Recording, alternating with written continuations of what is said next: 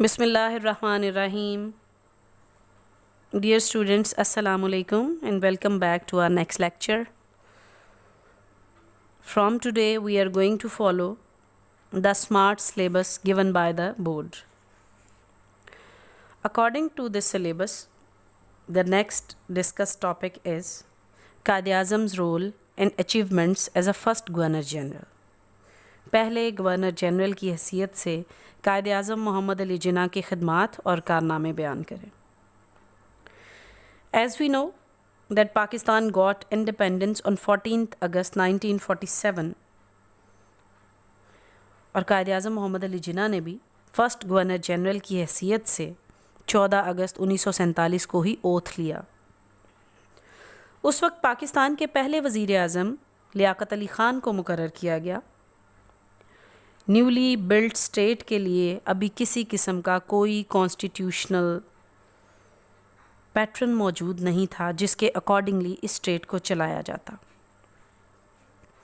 یہی وجہ ہے کہ 1935 کا ایکٹ جو برطانیہ نے متحدہ ہندوستان میں نافذ کیا تھا، ملک پاکستان کی اکارڈنگلی اس میں کچھ تبدیلیاں کی گئیں اور اسی ایکٹ کو پاکستان کے کانسٹیٹیوشن کی حیثیت سے ملک میں نافذ کر دیا گیا.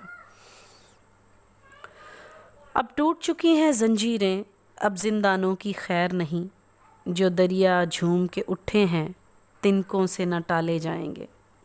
قائد اعظم محمد علی جناح نے 13 month as a first governor general of Pakistan کی حیثیت سے اس ملک میں کام کیا. اس مختصر سی ڈیوریشن میں آپ نے اپنی بصیرت اور قائدانہ صلاحیتوں کی وجہ سے بہت اہم قومی معاملات کو سلجھایا، جس کا مقصد پاکستان کو اپنے قدموں پر کھڑا کرنا تھا. بابائے قوم نے اپنی دور اندیشی اور بصیرت سے سیاسی، اخلاقی، انتظامی، معاشی، تعلیمی اور دفاعی امور میں قوم کی جو رہنمائی کی، تاریخ اپنے سینے میں محفوظ کیے ہوئے ہے.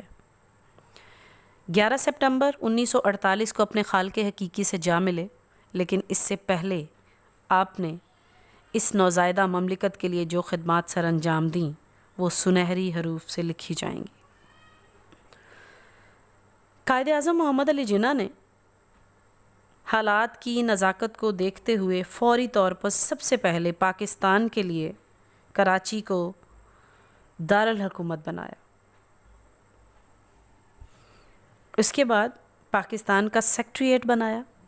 سرکاری ملازمین کو مختلف مواقعوں پر آپ نے ایمانداری سے کام کرنے کا بار بار کہا، جس کی اگزامپل میں آپ سے شیئر کروں گی کہ 25 مارچ 1948 کو آپ نے سرکاری ملازمین سے خطاب کرتے ہوئے کہا، آپ اپنے جملہ فرائض قوم کے خادم بن کر ادا کیجیے.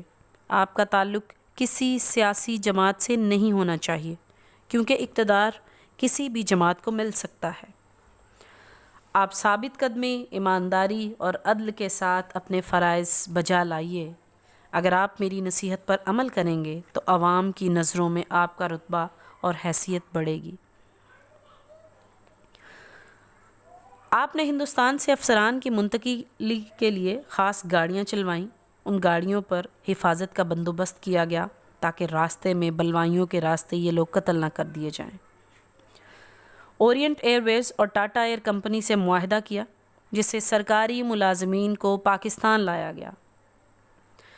انتظامی ڈھانچے کی بہتری کے لیے چودھری محمد علی، جنہوں نے پاکستان کو پہلا آئین یعنی 1956 کا کانسٹیٹیوشن دیا تھا، جو اس وقت ایک بیوروکریٹ تھے، ان کی سرکردگی میں ایک کمیٹی بنائی تاکہ پاکستان کا ایڈمنسٹریٹو ڈھانچہ جو ہے اس کو بہتر کیا جا سکے، بنایا جا سکے. اس کے بعد آپ نے سول سروس کا اجرا کیا اور سول سروس اکیڈمی بنائی. سول سروس کیا ہوتی ہے؟ یہ پاکستان کی پرماننٹ بیوروکریسی ہے، اور انہیں آپ اردو کے ورڈ میں حکومتی نوکری بھی کہہ سکتے ہیں. یہ پاکستان کی مختلف پروفیشنل برانچز میں اور گورنمنٹ ایڈمنسٹریشن میں کام کرنے والے لوگ ہوتے ہیں. آپ نے اکاؤنٹس اور فارن سروسز کا بھی آغاز کیا. فارن سروس کیا ہوتی ہے؟ فارن سروس، جسے ڈپلومیٹک سروس بھی کہا جاتا ہے، یہ فورن آفیسرز کی ایک فیلڈ فورس ہوتی ہے and it comprising diplomatic and counsellor personal engaged in representing the home government interest in abroad and providing the necessary information on which foreign policy is based. So Pakistan کی خارجہ policy کو رن کرنے کے لیے ہمارے سفیر اور مشیر بیرون ملک جو کام سر انجام دیتے ہیں اسے فورن سروسز کہا جاتا ہے. اکاؤنٹ سروسز کی بات کی جائے، account services is a business function where employees manage the experience of customers. This function is based organization such as banks, credit card companies, financial and business services. So یہ تمام ادارے جس میں banks آ جاتے ہیں، مختلف کریڈٹ کارڈ کمپنیز آ جاتی ہیں، فائنینشیل اینڈ بزنس سروسز آ جاتی ہیں، وہ ساری کی ساری اکاؤنٹس سروسز کے تحت ڈیل کی جاتی ہیں. سو آپ نے ان دونوں ڈپارٹمنٹس کا بھی آغاز کیا. بحری اور بری افواج کے بہتر حالات میں لانے کے لیے آپ نے ان کے ہیڈ کوارٹرز مقرر کیے اور یہ 1947 ہی میں پاسبل بنا دیا گیا. اس کے علاوہ آپ نے اسلحہ ساز فیکٹری کا بھی قیام عمل میں لایا جو 1951 میں مکمل طور پر فنکشنل ہوئی اور یہ پاکستان آرڈیننس فیکٹری کے نام سے جانی جاتی ہے، جسے POF بھی کہا جاتا ہے. واہ کینٹ میں موجود ہے، 1951 میں اسٹیبلش کی گئی تھی. قائد اعظم نے دوسرے مسائل کے ساتھ ساتھ پاکستان کی فارن پالیسی کو بھی مرتب کرنے میں خصوصی توجہ دی. ہمسایہ ممالک اور دیگر بڑے ملکوں کے ساتھ تعلقات استوار کیے. ایجپٹ یعنی مصر نے اپنی سب سے پہلی ایمبیسی پاکستان میں اوپن کی اور پاکستان نے اپنا پہلا سفارت خانہ ایران میں قائم کیا. ایران ہی وہ ملک تھا جس نے پاکستان کو ایک آزاد ریاست کی حیثیت سے سب سے پہلے تسلیم کیا. قائد اعظم کی مدبرانہ شخصیت کی بدولت ہی پاکستان 30 سپٹمبر 1947 کو اقوام متحدہ کا رکن بنا.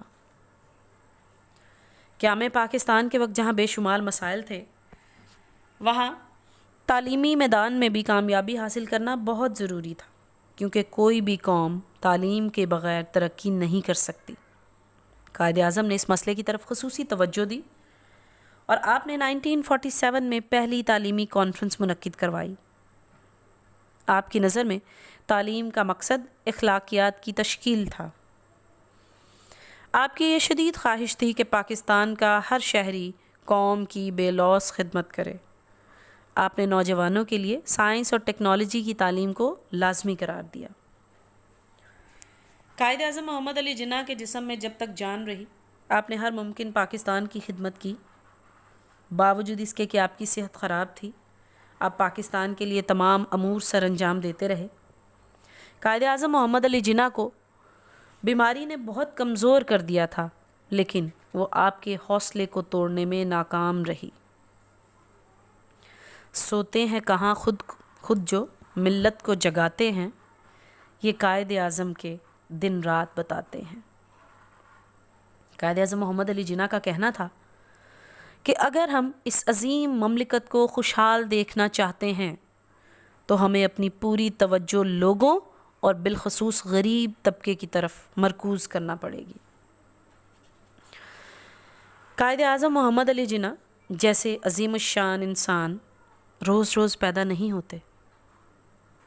ایسے انسانوں کے لیے تاریخ کو صدیوں منتظر رہنا پڑتا ہے. قائد اعظم جیسی شخصیت جنہوں نے نہ صرف مسلمانان ہند کے لیے آزاد مسلم ریاست حاصل کی، بلکہ اسے مضبوط اور مستحکم بنانے کے لیے اپنی نمایاں خدمات بھی سر انجام دیں، اور ساتھ ہی ساتھ ایسے اصول اور عمل بھی دیے جو اس ملک کے خداداد کو ترقی اور خوشحالی کی منزلوں کا راہی بنا سکتے ہیں. ہر زائر چمن سے یہ کہتی ہے خاک باغ، غافل رہے جہاں میں نہ گردوں کی چال سے، سینچا گیا ہے خون شہیداں سے اس کا تخم، تو آنسوؤں کا بخل نہ کر اس نحال سے. اگلی کلاس میں نیکسٹ ٹاپک کے ساتھ دوبارہ ملیں گے. اپنا بہت خیال رکھیں. اللہ حافظ.